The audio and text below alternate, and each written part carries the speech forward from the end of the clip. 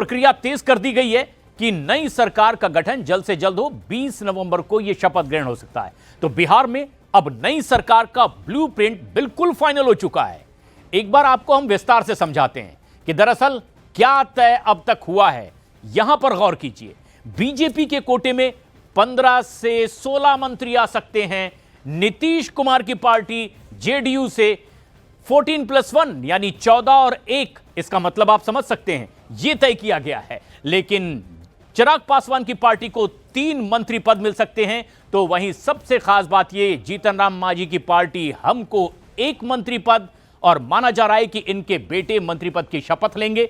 और वहीं आरएमएल से उपेंद्र कुशवाहा की पार्टी से जो उनकी पत्नी भी चुनाव जीती हैं, 1 मंत्री पद मिल सकता है और वो मंत्री पद की शपथ ले सकती हैं। तो ये कुछ इस तरीके से होगी बिहार में नई सरकार। किसकी क्या भूमिका होगी, इस पर बहुत शांतिपूर्ण तरीके से चर्चा हो गई है। और किसके पाले में कितने मंत्री पद आते दिखाई दे रहे हैं, यह भी लगभग तय हो चुका है। और अब इस बीच एक और बड़ी खबर भी आ रही है, और यह खबर है नई सरकार में कैबिनेट गठन का फॉर्मूला क्या होगा। और यह लगभग तय हो चुका है। इसमें जीतन राम मांझी की पार्टी हम और उपेंद्र कुशवाहा की पार्टी आरएलएम, इनके कोटे में 1-1 मंत्री पद आने की बात कही गई है। जीतन राम मांझी के बेटे संतोष कुमार सुमन अपनी पार्टी के तरफ से मंत्री पद की शपथ लेंगे। जीतन राम मांझी के ये बेटे हैं। वहीं एक और अहम पार्टी उपेंद्र कुशवाहा की पार्टी, और उपेंद्र कुशवाहा की पत्नी स्नेहलता कुशवाहा, जो कि चुनाव जीती हैं और इस नई सरकार में ये मंत्री पद की शपथ ले सकती हैं। तो ये तस्वीर बनने जा रही है। 5 प्रमुख घटक दलों में 2 घटक दलों के ये 1-1 मंत्री शामिल हो सकते हैं।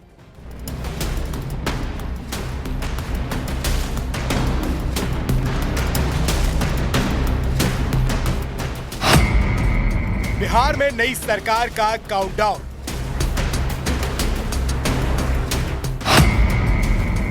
पहले सीएम नीतीश का इस्तीफा, फिर सरकार बनाने का दावा।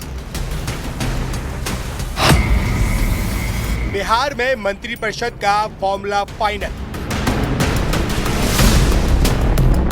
बिहार में नई सरकार गठन को लेकर अब सियासी तस्वीर साफ होती नजर आ रही है। पटना और दिल्ली के बीच बैठकों का सिलसिला लगातार तेज हुआ है। गृह मंत्री अमित शाह से जेडीयू के टॉप नेताओं की अहम मुलाकात ने सियासी हलचल बढ़ा दी है। इसी बीच जानकारी ये भी सामने आ रही है कि बिहार में मंत्रिपरिषद का संभावित फॉर्मूला तैयार कर लिया गया है।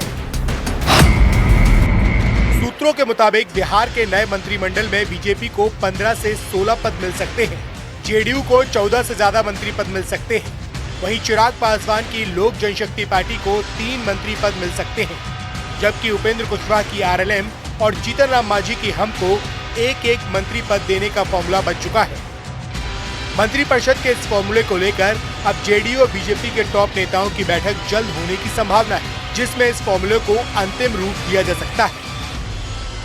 कल आपने देखा होगा कि नित्यानंद राय पहले उपेंद्र कुशवाहा से मुलाकात उन्होंने की, फिर चिराग पासवान से मुलाकात की। अब से थोड़ी देर पहले देखिए एक तस्वीर दिखाने की कोशिश करेंगे। मुख्यमंत्री आवास में मिलने के लिए नित्यानंद राय पहुंचे थे, विजय सिन्हा पहुंचे थे, और जो तमाम जेडीयू के बड़े नेता हैं वो यहाँ पर पहुंचे थे। मुलाकातों का दौर खत्म हो चुका है और ये माना जा रहा है कि जल्द ही सरकार का फॉर्मेशन हो जाएगा। कल सुबह में जो सूत्रों से जानकारी मिली है उसके मुताबिक कल कैबिनेट की बैठक है, और उस कैबिनेट के बैठक में इस सरकार की कार्यकाल का अंतिम बैठक है, जिसमें धन्यवाद प्रस्ताव आएगा और वहां पर फिर सरकार को डिसॉल्व किया जाएगा। नीतीश कुमार राजभवन पहुंचेंगे, जहां पर वो अपना इस्तीफा सौंपेंगे, और उसके बाद नई सरकार के गठन की फिर तैयारियां शुरू हो जाएगी। सूत्रों के मुताबिक बिहार में नए मंत्रिपरिषद में 6-1 का फॉर्मूला तय माना जा रहा है, यानी हर 6 सीट पर 1 मंत्री। कैसा लग रहा है सर जेडीयू का ये शानदार सफलता और एनडीए की सफलता पे? एकदम पूरा गर्व है और फख्र है। डबल इंजन की सरकार जो माननीय नीतीश जी के नेतृत्व में बिहार में और मोदी जी के नेतृत्व में जो देश में चल रही है, उनका ये देन है, उसका ये फलाफल है जो विकास की रफ्तार बिहार में तेज हुई है। ऐसी उम्मीद थी? एकदम उम्मीद थी। हम तो पहले भी हम लिखे हैं, रिजल्ट से पहले मैंने अपने पोस्ट पर लिखा था कि 200+ एनडीए जीतेगी। और मुख्यमंत्री नीतीश कुमार है जी, हम नीतीश बाबू हो रहे हैं, इसमें कोई डाउट है क्या? बिहार में नीतीश कुमार के पिछले मंत्रिपरिषद में भी यही फॉर्मूला था। दरअसल विधानसभा की कुल संख्या के 15% के हिसाब से मुख्यमंत्री समेत अधिकतम 36 मंत्री बनाए जा सकते हैं। चर्चा है कि इस बार नीतीश कुमार के मंत्रिमंडल में युवा चेहरे ज्यादा दिख सकते हैं। पटना में मौजूद हमारे सहयोगी चंद्रमोहन कुमार और अमित पांडे दिल्ली में हमारे साथ मौजूद हैं। लेकिन पटना में चंद्रमोहन ये बताएं कि सियासत में ये बात आम है, विरोधियों की इस बात पर नजर होती है कि उनके विरोधियों में सीटों के बंटवारे को लेकर, मंत्री पद को लेकर जो सरकार बना रहे हैं, किस तरह की कहीं कोई खींचतान की खबर तो नहीं है, कहीं कोई बड़ी डिमांड तो नहीं है? बिल्कुल, देखिए यहाँ कोई खींचतान नहीं है और सब कुछ लगभग फार्मूला भी तय कर लिया गया है। जैसा कि आपने देखा कि 6-1 का फार्मूला तैयार किया गया है। हालांकि जीतन राम मांझी आज अपने बयानों में उन्होंने कहा है कि कुछ कसक रह गई है जो उनको कहना बाकी है। आपने एक उनका और भी बयान सुना होगा कि हमको जो मिल जाएगा वो संतोष है। इस बार इतनी सीटें आ गई है एनडीए में कि किसी को कोई प्रेशर बनाने का जगह भी नहीं बचता है। ऐसे में ये माना जा रहा है कि सारी तैयारियां पूरी हो चुकी है। घटक दल के नेताओं से भी बात की जा चुकी है और जो फार्मूला तैयार हुआ है उसको जल्द ही अब सभी के सामने रख दिया जाएगा। तो तैयारियां भी पूरी हैं और सिर्फ अब वक्त का इंतजार हो रहा है जब कल मुख्यमंत्री नीतीश कुमार जो अपनी आखिरी कैबिनेट करेंगे उस पर धन्यवाद प्रस्ताव लाएंगे और उसके बाद फिर जब वो इस्तीफा देंगे तो फिर नई सरकार की गठन को लेकर तैयारियां आगे शुरू हो जाएंगी और शायद उसी समय बता भी दिया जाएगा कि किनको कितनी सीटें मिल रही है और कौन मंत्रिमंडल में शामिल होंगे, क्योंकि मंत्रिमंडल में शामिल होने वाले लोगों को उस दिन 20 तारीख को रहना भी पड़ता है और उनको अपने तैयारी के साथ वहां